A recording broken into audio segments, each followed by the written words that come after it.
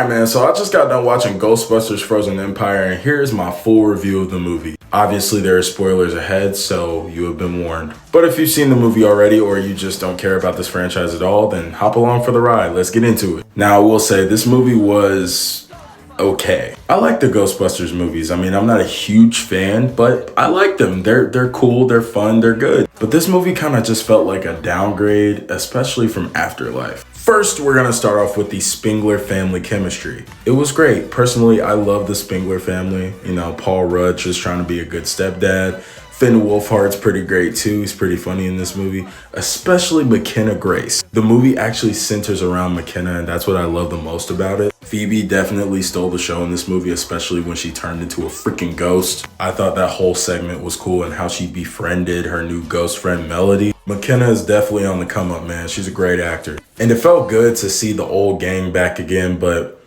let them rest, y'all. I swear, if Sony ever decides to make another Ghostbusters sequel, please, for the love of God, leave these guys alone. I know, nostalgic. I know, the original crew. I know.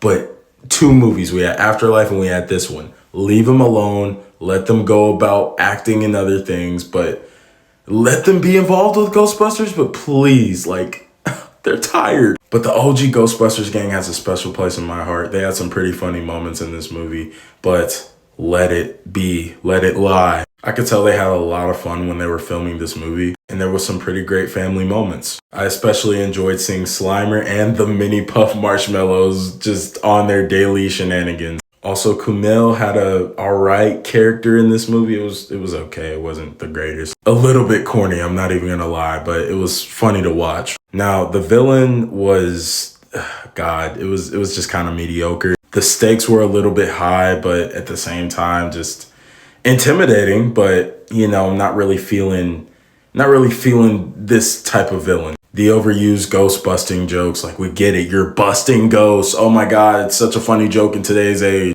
But please, no more of those jokes, please. I get it, that's the humor, but my God, stop. And let me just be honest, a majority of this movie was just talking.